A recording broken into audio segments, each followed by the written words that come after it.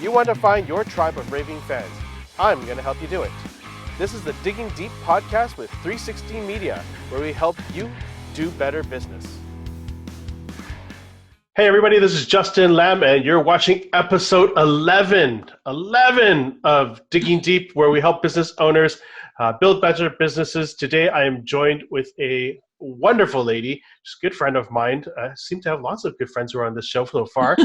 She's been in the industry for 15 years, helping people strategize and create a better health benefits experience. She is total benefits experience strategist with Living Brand Results. Please welcome Kalina Donald. Kalina, how are you? Oh, it's awesome. I was so excited last night of all the things that I'm working on that I couldn't sleep. I know everyone's like, what? You weren't like staying up because you're stressed? I'm like, no, I'm on fire. I love all the opportunities that we're working on. It is quite amazing, isn't it? This pandemic has really shifted and made people pivot in a lot of environments. Yeah, it's, I at the heart of it, I want people to be healthy and well through this. That and business sustainability, and they're two of my passions. So I have been firing on all cylinders. It's super sad in some of the things that I'm having to help employers through, but at the same time, it's empowering. They're able to connect and reach their people like none other. Oh, that's really cool. All things, aside, like what's your world been like in the last little while? Well, this is where there's a difference in all of the kind of like, I say, what is the difference between design thinking and agility? Well, one is a plan and a process. The other one is like how you act. So I've had to have empathy and curiosity at the heart of the process, but boy, are we being agile. So as things hit us, we're having to adapt. I was on a weekend away with my family. And so for the longest time, up until yesterday, in fact, I was living out of a weekend bag because we went into quarantine while we were on that long weekend unexpectedly. So we received notifications on the weekend that we both had, my parents and I had both been exposed at two different events. So we decided to hunker down and see what happened. And we were just, I was just talking about it. I was like, I don't know if we actually had any symptoms because there's so much unknown. And this is the thing, you don't know if you've had it. You don't know, like maybe they're going to get us all to mass test, but there's so many unknowns right now. And this is the thing, like how do you deal with that? How do you deal with all the changes and all the unknowns? There's no context. There's no parameters. Yeah, I think that's a really good point. This virus is not something that we've seen, and in terms of its pathology and its widespread. I mean, it shows all sorts of variables, and I think that makes it difficult for people to kind of narrow that down. And from purely a business standpoint, I mean that uncertainty, that first arrives at the government level, but then also gets pushed down to us as business owners and the people at large, where we're asked to self quarantine, to socially isolate, and distance ourselves. But that takes a real toll on us, both financially and mentally. And the worst part is we don't know when that ends. And No, so there's no context. how does, say, a business owner uh, navigate that with their team? It's interesting because like I had to scramble because I was getting questions that I didn't have answers to. And I always say transparency and honesty are at the heart of every conversation because you have to say, hey, let me look into that for you. I've never encountered that before. But the entire framework that I set up my clients with, first and foremost, is flexibility.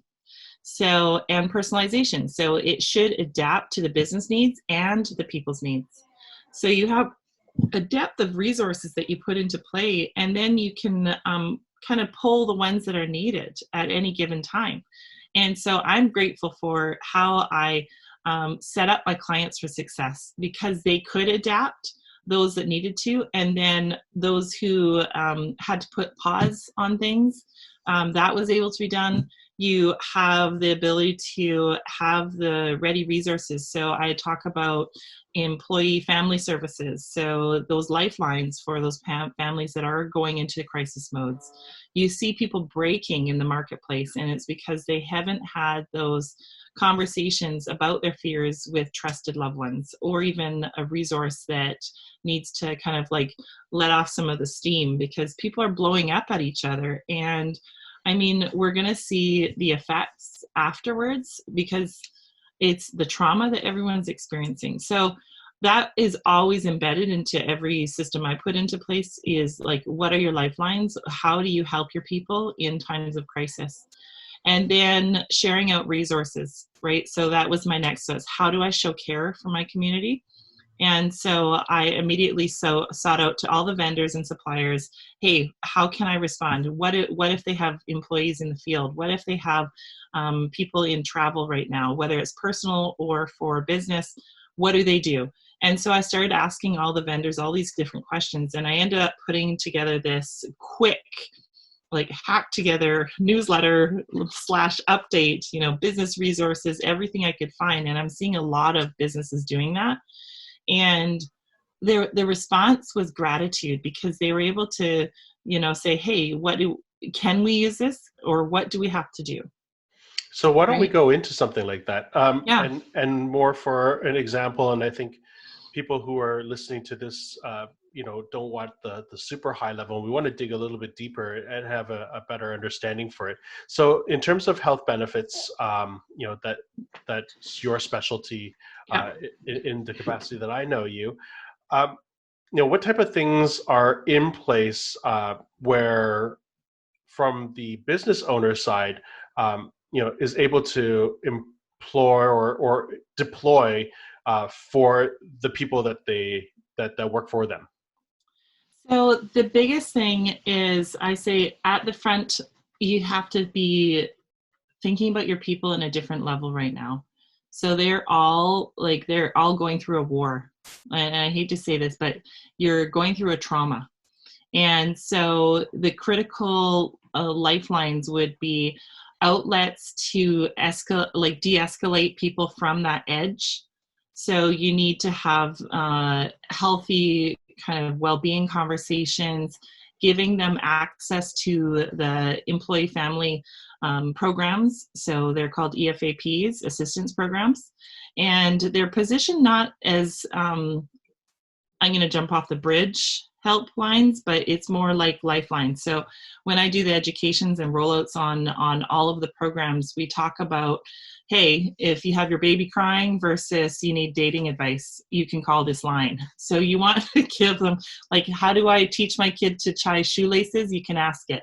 I'm having a dispute with my landlords. You can ask it. They can give you a certain level of even legal advice. And So, so that's yeah, interesting. I think it's huge, um, huge. and I think for somebody like me who doesn't necessarily understand the breadth of what health benefits are, that sounds different to me in the sense that I know it as I get dental, I get optical, I get X amount of naturopathic or There's chiropractic stuff. layers. There's So layers. so can we go through some of those Yeah, layers and what makes that totally. different? So what I want to do for every organization is there's usually okay, what can I get for this price is the Yeah. conversation. For me, I was like, okay, so what is the philosophy of the organization, and what is your intent with your budget in mind? So it usually is, I want to care for my people and I want them healthy, right? So then you have to say, okay, so but you have however many people on your team, right? 100, 50, 3, you have a variety of needs, and no two human beings are the same. And yet these programs were designed with ease of application and reduction of cost. And so when I put a program into place, I'm like, okay, what's your budget? And what would you like that budget to do? So then I allow the company to talk to me about their health and well-being philosophy. And then I allow the employee to choose what they want out of that budget. So you have the insured levels of dental and all of the health benefits like drugs and paramedicals, but you have the ability to layer on extra services if the employee needs to. So that's the flex. And what's exciting to me is you see people blossom and grow as you're educating, as you're communicating, because they feel seen, they feel heard. Their employer has a different response, and the clients end up kind of flourishing under this because at the core of it, they are saying to their people, hey, I care for you. This is my budget, but I care for you. So you do what you want with the budget, whatever is going to have value to your family, you and your family, for your health and well-being. And then you layer on extra parameters. So you can layer on income protection. So that's your long-term disability. And then have them educate on what short-term disability options. So short-term disability options. So say one of your employees is exposed right now. You actually can't really lay them off. It's kind of illegal. So talk to your labor lawyer if you want to do that, but you shouldn't be doing that. So it's a short-term disability program, and it's a sickness EI leave typically. Well, now what does an employer have? What can they do? So that employee has to go into isolation, and what programs? So I design with life at the heart. So empathy and curiosity at the heart of every single program, but with the flexible framework. So literally, whatever your budget is, you have the ability to let the person adapt to their family's need. And then you layer on some of these helplines. Every single program I put into place has a helpline embedded, unless they're in marketing, which you can plug into NABS. So marketing and communication and broadcasts. NABS is, shout out to NABS just quickly, but they are a nonprofit that has an EFAP for everyone in that industry. And anybody in marketing, broadcast, communications can call in. So 360 Media, yay, you can call into NABS. And so that's another layer in there. And then you have this kind of fluid structure for everyone's life's needs. Okay. And so for clarification, how much of that education process lies in the business owner supplying that benefit, or does that fall on your shoulders as the provider? I take it on as the intermediary, because the lack of communication in this industry is what hurts people. Number one, there's liabilities of getting too much personal information for the employer. So you can educate, but you cannot really give them personal advice to a total extent, in that it crosses some lines. So if you bring in an outside educator, I can have a total real conversation with your people, and then you can connect them with the resources. So I have people texting me, I was hit by a taxi, what do I do? Right? Go to the hospital. Yeah. And I was like, okay, police reports, file it, you need this, you need this. But yes, I do have higher service levels embedded, but I think that that's what kind of creates that experience for the employer as well. They have they have me at their back. They know that I'm there for them, both as a sustainable business practice, because this is all about business sustainability and growth and productivity, but I'm also there for their people. And so then let's go to business sustainability then. Yeah. So many businesses, are struggling now because they're not able to conduct, work, and they're not able to draw revenue. Has there been any sort of widespread, policies or relief that comes in your world? Like, are they still having to pay the premiums at this time? Like how does that get supported from the business owners end, and what type of questions should they be asking providers? Great questions. So it's like any other service provider. The deeper the pockets, the more kind of extensions they can get, but what I'm seeing from the carriers is that you can have conversations to delay payments. So you'll get a 90-day window for payment on premiums, or some relief on the programs itself, so you can redesign them. And that's key for my clients, in that I have a budget set so they can kind of de-escalate that budget. If the employee has the resources to bump up their quality of benefits again, they can still do that. But it's just a budgeting factor, and then we just roll out communications. So it's not too bad and not too hard to do this for my clients, because they've already been through these conversations with their employees, and we've had strong education and communication along the way. And so employees understand the value of what they're receiving from the employer, versus going in blind. Like, what do you mean I don't have benefits anymore, right? I need this heart medication filled, right? So an employee is able to say, hey, how can we contribute? What are my basic needs during this time? So maybe I need to dial back to just like the health side only. So that's the drugs, the paramedicals, or maybe I need to relieve my dental because I can't even use it right now. Dentists are not able to. Yeah. So then there is flex in your particular style and yes. and whatnot. That's cool. Yeah. And in terms of companies, I think now are looking into things that have health spending accounts versus benefits. Now, is there what is the sort of criterion for one and the other, or the usage? In terms of, how do you know when one should be in place and when another one should be in place, or do they work in tandem? So in my world, it's all one and the same. So if you have decided as a family, I don't need dental because, for instance, my partner has dental. So you can downsize the dental budget, and that moves over where you can then move it into your health side. Maybe you want 100% coverage on the health side, or maybe you need extra budget for your paramedicals.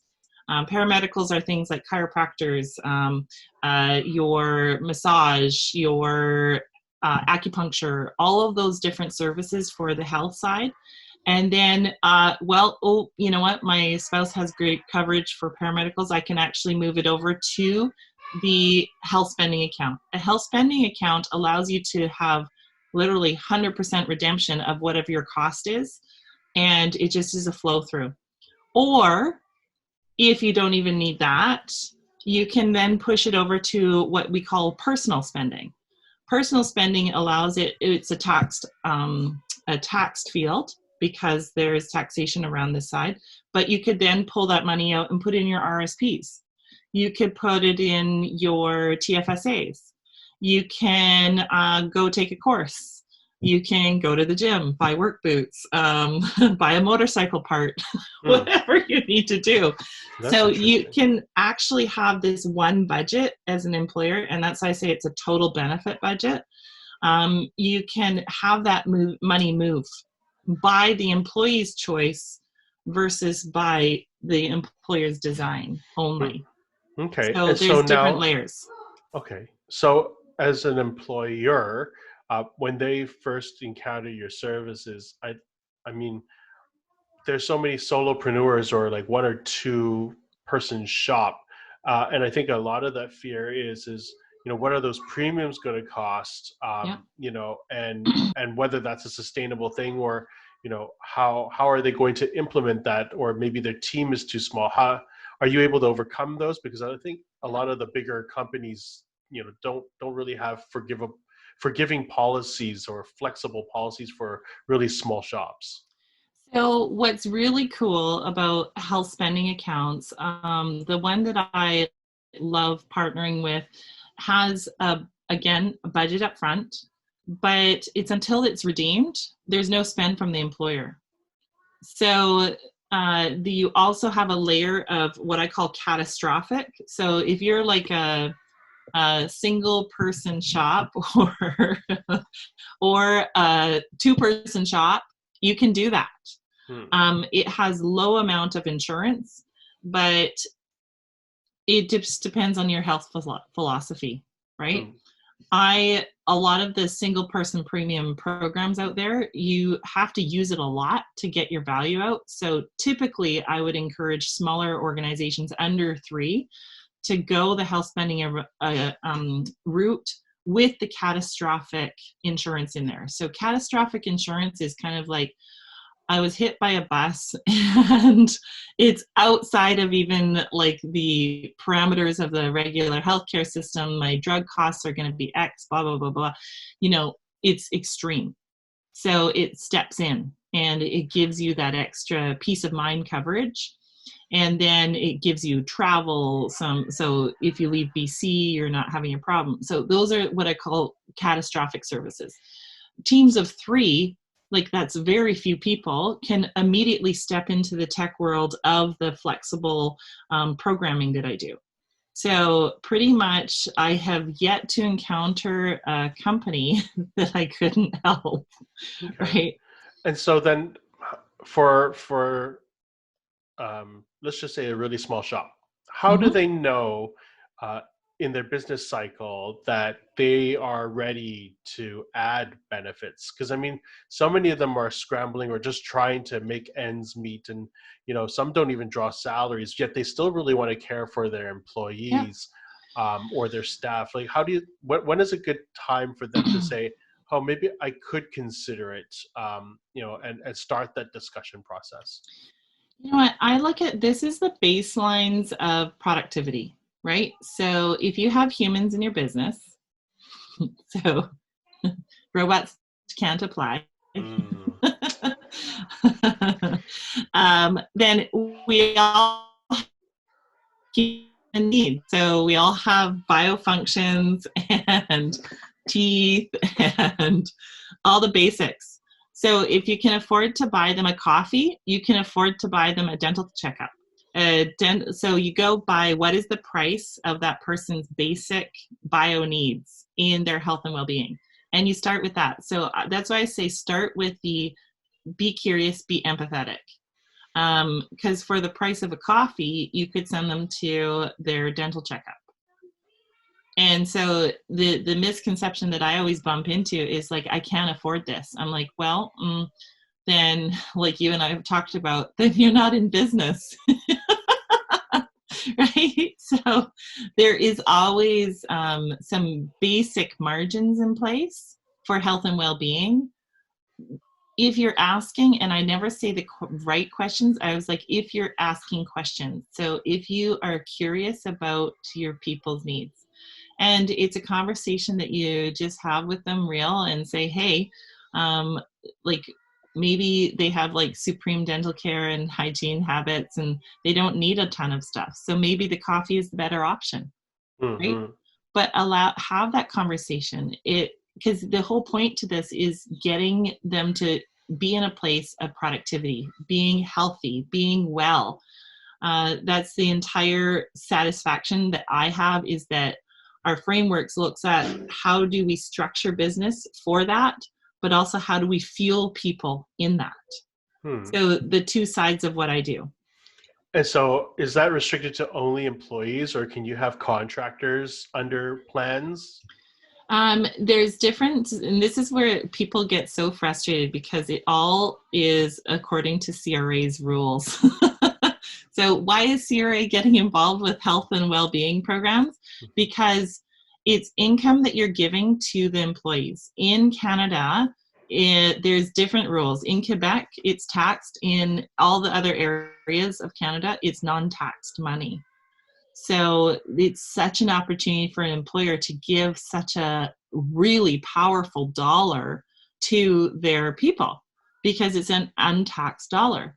Now, the power of that is that literally for them to go to the dentist or to go get a massage on tax dollars, how long did they have to earn that money to go?